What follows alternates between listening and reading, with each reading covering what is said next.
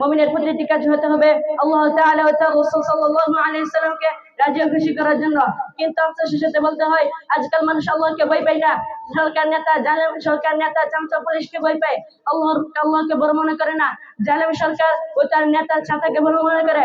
কথা বলেন ঠিক কিনা? তাদের উদ্দেশ্যে বলতে চাই, আরে মানুষকে ভয় পাও তোমরা, ভয় যদি পেতে হয় আল্লাহকে পাও।